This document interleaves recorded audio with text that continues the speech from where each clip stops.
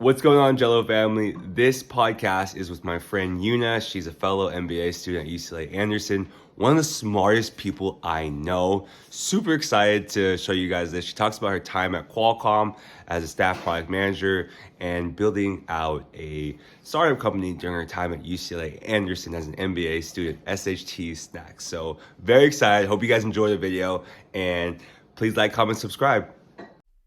All right. Hello, everyone. Welcome to the Angelo Carlos podcast. I'm joined with my guest, Yoona, here. She's actually one of my classmates at UCLA Anderson and one of the smartest people I know.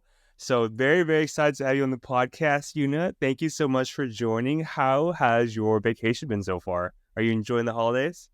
Yeah, it was great. I spent a great time with my family, and yeah, I had a great time overall. Thanks, Angela. Thanks for having me today. Of course. Always happy to have you on.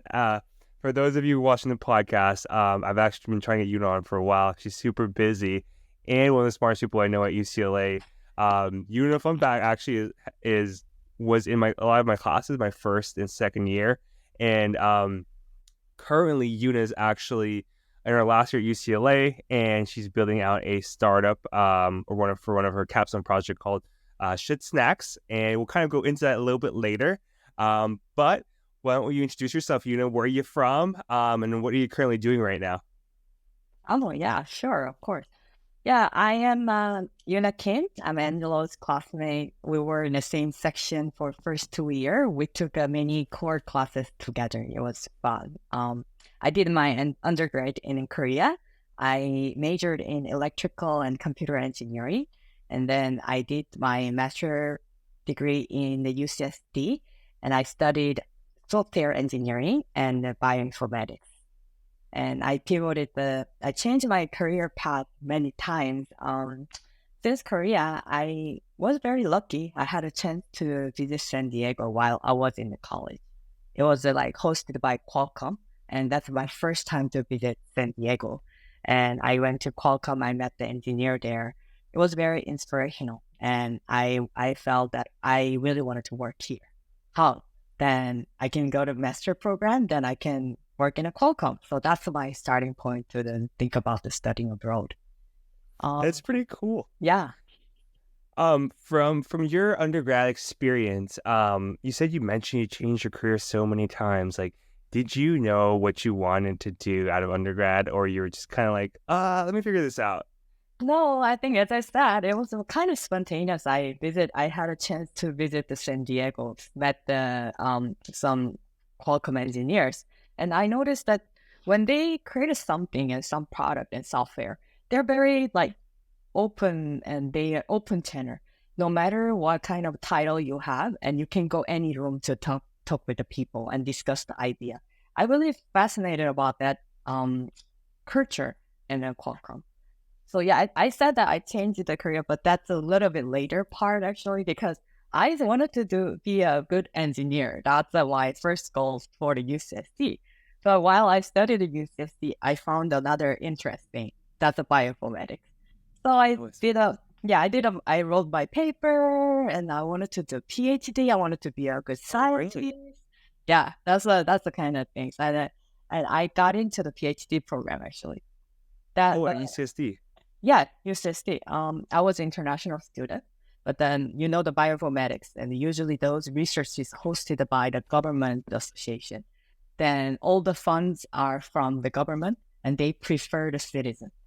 So it wasn't challenging. It was very challenging for me because I even got in. They asked me to prepare the first 2 years of the fund, and yeah, I did my master with all the scholarship and research assistantship, and that it wasn't easy for me. And because the time that when I was studying and economy wasn't good, even I had a chance to get in the school and finish my master program, but it wasn't enough. I was so burned out. So I was feeling like, sorry, but let me take a pause. Let me make some money. Then I thought back why I came to the US, why I wanted to study at UCSD. Then that was a Qualcomm, and I wanted to get a job in a Qualcomm.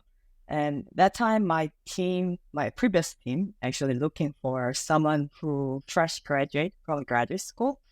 I think I was lucky at that time. And that's the kind of prototype that, like, they would like to hire the new grad. So that's my starting point for engineer position. Yeah. And for those of you who are curious, UC San Diego is one of the top engineering schools as well as schools in all of California. So for her to get in is like a very big deal. Can you go over what it was like applying as an undergrad from overseas in Korea to going to UCSD? What was the application process like for you when you applied to UCSD as an international student?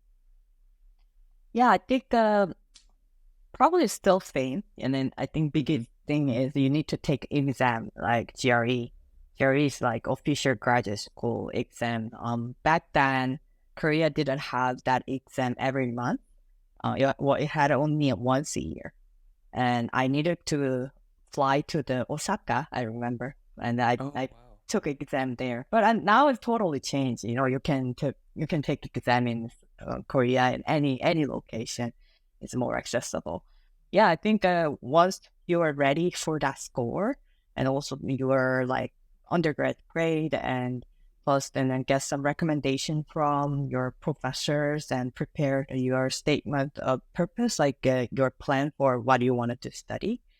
Yeah, that's a basic procedure, and you apply that between the September and December. I think each had a different phase. Each school has different phase. Then wait for the offer or reject, and then it's kind of a long journey. Yeah, but it's very totally worth it. That's pretty cool. And then what was it like transitioning over from from Korea over to UC San Diego? Was it a bit of a culture shock? And what's it like for an international student coming to a US school? Because you and I, we go to UCLA, right? And there are a lot of students who are international. And it may be a different type of kind of environment. What was it like when you first came in? Was it very similar to Korea? It was very similar to Korea, you know, like just almost first year, I really didn't do social. I just go to class, home, like dormitory class and dorm, and it almost felt like, am I in Korea or US? I wouldn't tell much, you know, like all the just teacher and we discussed in English, but other than that, the workload, of course, I felt that it was really heavy. In my first quarter. Yeah, I mean, it was everything in English.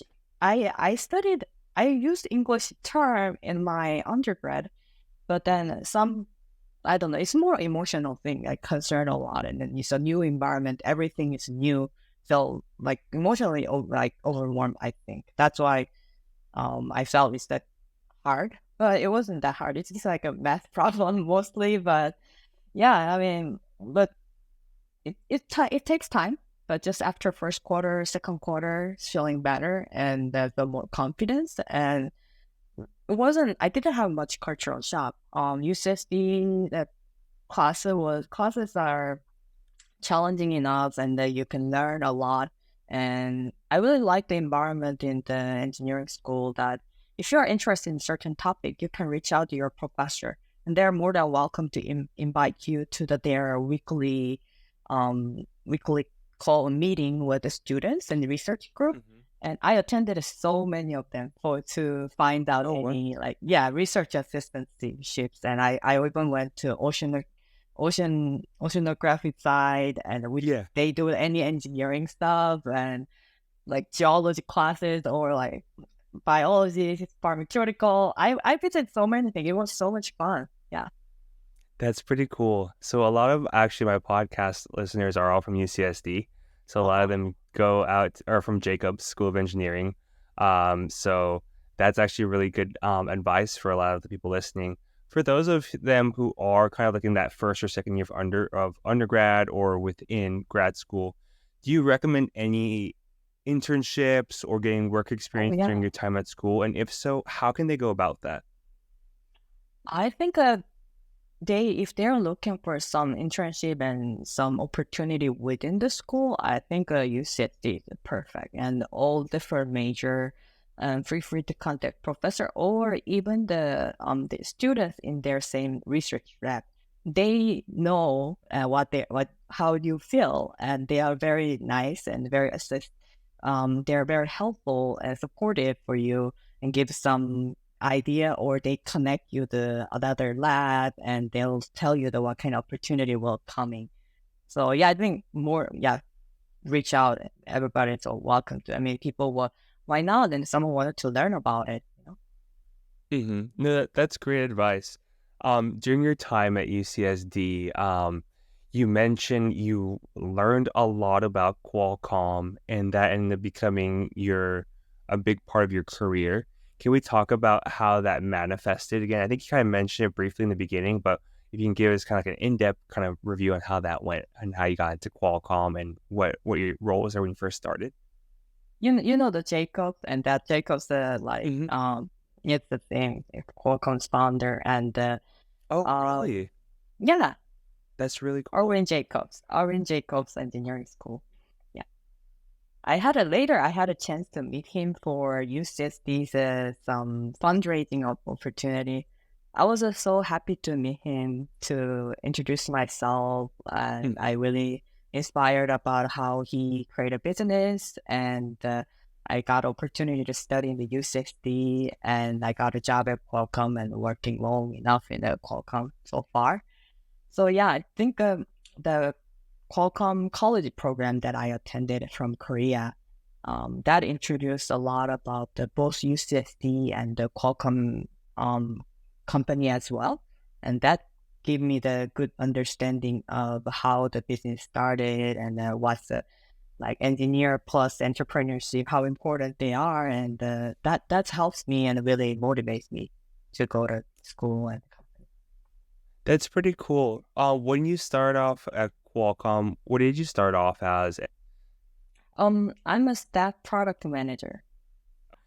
How did you get up to staff? Because for those of you guys who are curious, right, usually tech works relatively similar, like with Qualcomm, with like FANG companies, right? You start like L3, L4, L5, L6, and you kind of climb up these levels. And staff is probably one of the higher levels up. So Yoona really worked really hard and climbed up the basic corporate ladder, and has been very successful during her time at Qualcomm. So any tips on where you started and then how you basically climbed up that to that level of staff? Oh, in the Qualcomm's, if you do the master program or PhD, those are considered as your work experience year. So I did the 2 years, and my starting position was engineer, I believe. Yeah, it was engineer, and then I got promoted senior engineer. Then I promoted to the staff. Oh, that's so interesting. And what was that like for you? Was it a lot of it excelling to kind of hit your goals? Because I know usually we have like year-end review where you just going a lot above and beyond your goals and really seek out mentorship throughout your time within Qualcomm. Yeah, I mean, within the Qualcomm, there are many mentoring program as well. I think depends on the which transition is different, but I think a certain point you just need a year, or like maybe like at least a year and 2 years of a consecutive beyond a certain score, then you can be automatically the candidate for the next promotion. So, and that pool, within that pool, within your team, there are many other team in the same division also had those candidates, and then your manager need to fight for you to like secure the limited rank for the next position. So I think some those are something I really cannot control. Even I'm qualified in the division wise, that some teams has a more prioritized project, and they might need someone to more high rank. Those are like I didn't know much earlier when I joined the Qualcomm how that kind of procedure happening. So then it's really like managers, how your managers like really wanted to grow the team, and argue. I mean, fight for you, and it's different. I feel like, it wasn't super challenging. It's just I was kind of slow. I mean, I wouldn't feel much rush on that. That's engineering side work, and I know it depends on the importance of your project. Tells more, and really didn't have a chance to choose what kind of things I would like to work. I mean, overall categories that I'm doing what I'm interested, but actual project, like, I was engineer. I'm not the one talk to the sales or talk to my OEM to do these certain things, right? And then when our OEM made a contract with the business team, it's come to me and I'm working the software part with the customer. That's how I work. That's so fascinating. So, at Google, I remember the best product managers were the ones who were highly technical as well as very good on the product and business side of things. So you kind of come in with the best of both worlds where you have that technical background from the engineering side where you could actually interact with engineers as well as with the product side for the business side of things.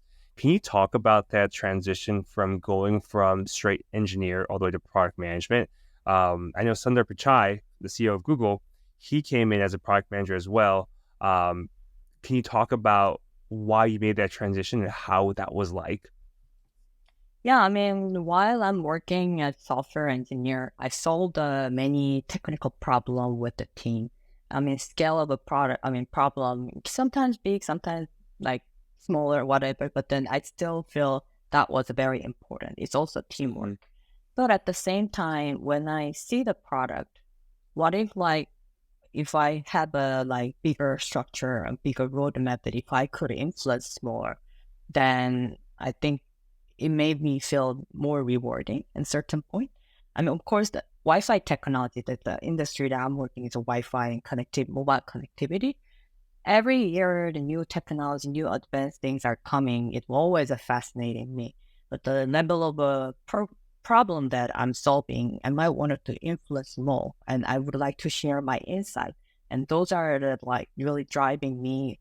What kind of role I could do, and what kind of role I can execute it, those skills. And I think that's why I would like to change from engineering to the product manager. Right now I am leading the software roadmaps and overseeing all the software executions in my global teams. And yeah, I'm very lucky that it took me a while, but I'm still I got that job, and I'm working very closely with my engineering team who I used to work with. Oh, that's And great. previous relationship works. It helped a lot because I know what they want, and I know how to help them within the team. So that really makes me feel rewarding, and then yeah, it's really good. I love it. That's pretty cool. So for your viewers who are curious, whenever you come into a big corporation like Qualcomm, it's going to be very important that there's continuity amongst teams. So Yoona actually worked within this engineering side of things, as well as she's a product management, because she knows the processes, she knows what these engineers do. There's a lot of mutual respect between both parties. So for her, it's kind of like a nice transition over from engineering to product management. With that being said, if you're looking to get in product management, highly recommend that you are technical, because at a lot of big tech companies, there is a possibility you will be looking at code and you will be working with the software engineers. And when you speak the same language amongst your peers as those engineers, it'll be a lot easier to get projects to go through, to get buy-in from senior leadership, because they understand you understand a product roadmap, that you understand what the engineers look through in the code base. So that's one big tip for y'all. Really get good, become technical if you want to get into that product management side of things, and you kind of get the best of both worlds. Um, I want to understand now, Yoona. So you did so well, right? You came from your undergrad at Korea. You came to UC San Diego, did an amazing job, met the founder of Qualcomm, became a staff product manager. Why did you decide to go back to school and get an MBA at UCLA? What was the whole motivation behind that? And then let's go in later about how it helped you kind of in your work life. Yeah, and the moment while I was thinking about when I wanted to solve the bigger problem, Mhm. that was 4 or 5 years ago. And then I checked in my product manager in my team and same division, how they work, what they work, and I talked to them, and then I would like to know about their jobs, and I learned that they do more business than what I expected. That's So fascinating. those part I wasn't exposed to any project, right? I was internally working or externally working with my customers, engineers, not like the marketing and sales. So I really didn't know, but then I was more curious about it. Then how the product manager solved the business problem. What is their business problem? I would like to learn more. Even I closed with my product managers, and I couldn't imagine all the things because they are really busy about it. But I know that just rough idea what they might know about the finance side and some forecasting and market analysis. I thought those are topics that maybe I can read this from somewhere, or I can study from like a certificate program. And I know those are, I can put in more effort, but at the same time, I miss some academic environment. I mean, MBA is different, of course. I also looking for some community, and that perspective, I really think that maybe part-time MBA would be great opportunity for me. That's what I was looking for. I feel very happy that what I thought and what I decided that aligned with what I feel right now. That I know I'm not feeling afraid about any business problem, the new problems that I need to solve in my product management role, because something I know from my school make me feel like, oh, it's just similar to a certain case that I already like learn about it in some class problem that so makes me feel like chill it's okay, you can figure it out and there's a way to solve it. So doing good. That's awesome. So for our viewers who are curious, Yoona and I had about our first 2 years, a lot of our first 2 years together in several classes at UCLA. And a lot of our classes are heavily case-based classes. And you may be wondering why am I keep learning about cases? And what we mean by cases is just like certain situations that happen with companies, like say Walmart wants to launch a new product, Coca-Cola has a new revenue stream, and that's a lot what we're learning. So for Yoona, going back to business school was a way to get more business acumen and learn kind of more about the business side of things, especially within that product management side. So thanks kind of for bringing that up, Yoona. Do you feel like you've learned a lot through business school, and how has it been compared to engineering side of things? Because you actually are kind of like a very rare commodity who has that very technical background as well as that business background. What have both of them been like, per se, in comparison? I think that I can see the much more common ground because the So interesting. your daily job is not exactly same as what you studied, right? So how many is it all of, I mean, common ground, I feel like the problem solving perspective, engineering problem or business problem. They always have some variables and you need to identify what you can influence, what you cannot influence. So in that perspective, I think both academia and my current work, like academia gave me a lot of opportunity to the practice on that, and then that gave me some more confidence and resilience on my work, and then it's really connected. And I think I know product management, you need to learn every day. New technology is coming, and how you like lead in your market and how you position and what's your 5 years plan, 10 years plans, and then we already talk about the 30 years in plan as well. So yeah, Right. yeah, I think I feel like both school and it really helps me to equip to be jump onto the problems. Yeah, maybe some of the knowledge is still related and helps, but it makes me feel like having a good positive attitude that like work on and study about the new stuff and solving the problems. For people who want to get into product management, do you recommend them going to business school and a master's in computer science, or do you think they can just kind of go that route through work experience? I think it depends on the person. Honestly, for me, I think I like to have it both, and it was a fit for me. But there are so many people already have MBA and engineering degree as well, both. But you need a certain way of MBA-ish kind of education if you only have experience on engineering. And if you do the only MBA, then you're a certain way that you continue to pursue your time and get some certificate and or catch up in the technical insight as well. And both wise, and it's like it can be any form. It can be a school, it can be the certificate program, a smaller product school, and anyway. But then I feel that schools are most efficient for me to, pursuing, and makes me feel okay and better. So I think it's really depends on the person. Yeah, but I feel it's totally worthy. That's pretty cool. Well, thank you going over kind of product management and the entry way for you as well as our future kind of listeners who want to get into that certain field. I want to go over now one of the companies you founded at UCLA. So it's called SHT Snacks. And I'll let you talk a little bit more about that, but let me give the viewers some background about that. So at UCLA, you have an option to build a company for your capstone project, which is kind of like your final project.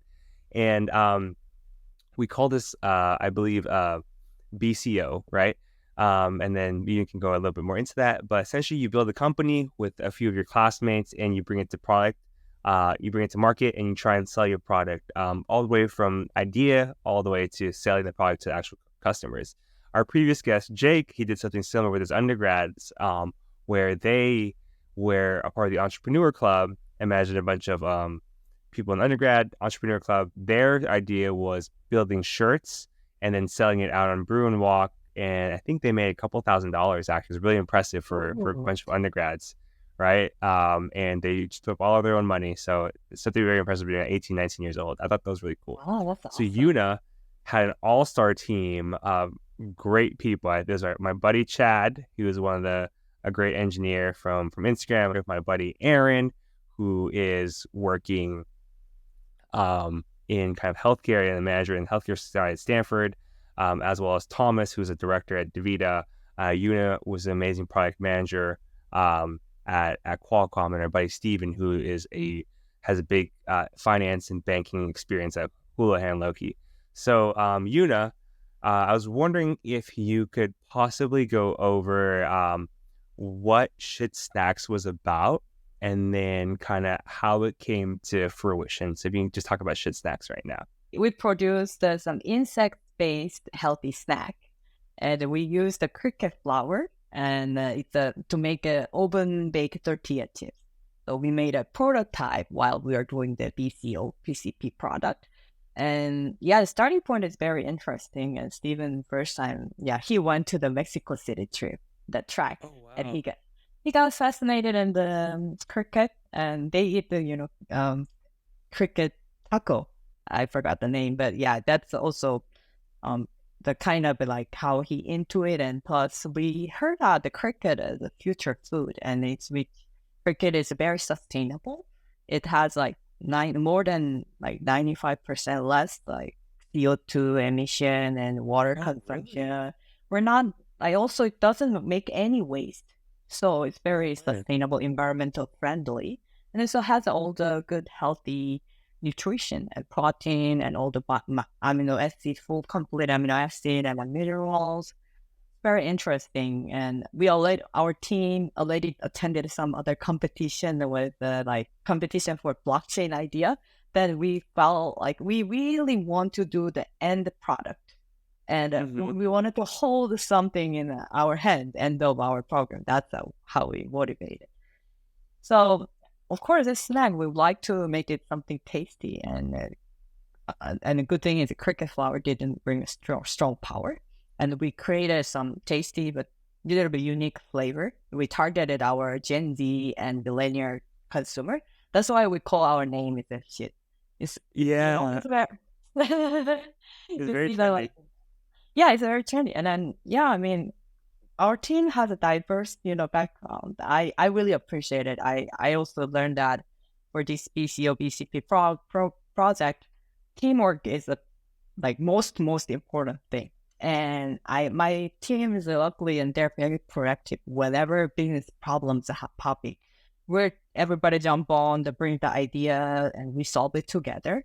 And I think we had like very beginning, like professor asked us, you should meet as many as a consumer. So meeting the consumers, we need to make a prototype. So I made a prototypes and then we shared and we evaluated.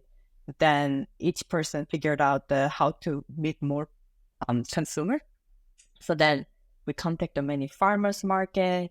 Some farmers market say, "Oh, you guys have a great idea, but your names are not fitting our farmers market." We actually got rejected.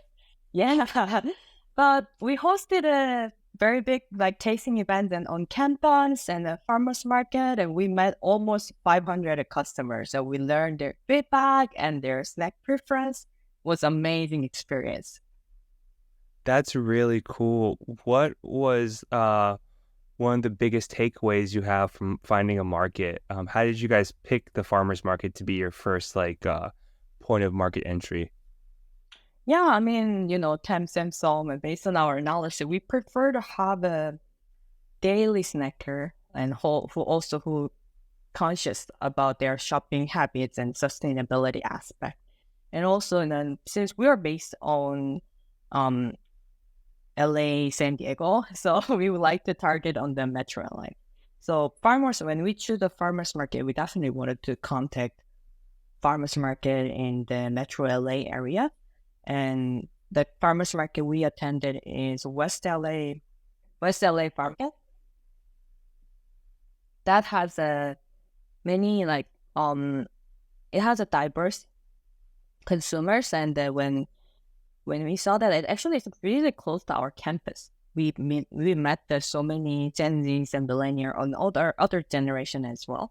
And we learned that they're willing to try for the insect-based snack is very high. It's more than like 70-80%, especially the age that we're targeted, and they're more like understandable in our theme. And they care about the more sustainability, and they like our taste. Oh yeah, flavor we have like mango, chili, lime, and beet and ginger, and salt and pepper. Something like a little bit non-traditional, and we like that, and they loved it as well. And yeah, that's how it worked. Yeah, That's really cool, and I'm glad you're focusing on the millennial as well as Gen Z generation, who are more open to products that have a mission behind it, or right. certain help towards the environment and zero sustainability, zero waste, and then you have those kind of fun flavors. Can you talk about how you created the product itself? Did you guys rent out a kitchen? Were you cooking it at home? What was that like? That's a really fun journey. I can talk about that almost 2 Yeah. days. No, but I can make it work. I can always on that. Take your time. So I started the prototype very beginning, and then when we launched and I shipped that to the professor, our teammates, as soon as right after I baked it. And then we got feedback. We saw the potential about recipe. Our recipe was a very simple tortilla chip. And we also keep it as a very simple under our values. And we only have 4 or 5 ingredients, and it's just a basic tortilla chip making experience. But when we wanted to meet the more consumers, my home baking is very limited, right? I cannot bake a whole day, and I cannot quit my job. I love a job, right? No. So yeah, and then we wanted to have a kitchen and the kitchen setup, which renting the kitchen, those services. We couldn't find that, and something those are kitchen renting services require some business license, which we don't have it. Mm-hmm. So we ended up, we found a couple of Airbnbs, and we rented Airbnb, and we bake the chips together. Our one of the cooking process is making tortilla with the electric tortilla maker. Yeah. So we bought the 2 electric tortilla maker, and bought the really big baking sheet to bake, together. So those are really operation, problem. You remember cookie shop. I mean the cookie baking problem. We learned it. We studied that part. So we also thought about how to optimize that and how to reduce our lead time, and we solved the problem together. And we made the large batches together with the team and at the Airbnb. That's pretty cool. That is so fascinating. And then can you kind of go over your marketing? I think you guys had some of the best marketing, like on Instagram, and then just your packaging. I was wondering, how did you kind of come up with these ideas? I know Aaron was a big part of the marketing side of things. Yeah, Aaron in charge of that, and he posted all the Instagram, and I think our Instagram post is really interactive when we showed like people's experience and then like compliments, and it's like really like show them like how people enjoy that. That's how we focused on. And packaging is like packaging wise, we really did very beginning. We created one package actually. Yeah. Here. Oh wow! Can you show it again to the audience? That's pretty cool. I really like the design. But I think one big thing that for the snack packaging, the sustainability perspective, this is not recyclable. And then we know that we researched it. There are a couple of opportunities that make a recyclable packaging, but that requires some money. And I think that our next step in our business, we might want to find a good co-packer, and also we need to solve the packaging problem, which we would like to keep consistent in our themes on the sustainability aspect. So yeah, we'll work on it. That's pretty cool. And then I was wondering if you could kind of like debunk this myth, right, about entrepreneurship. Do they teach you entrepreneurship, like how to build a product, all these great things? It teaches this in school, or is it just kind of figuring everything out on your own as you kind of progress through the whole journey?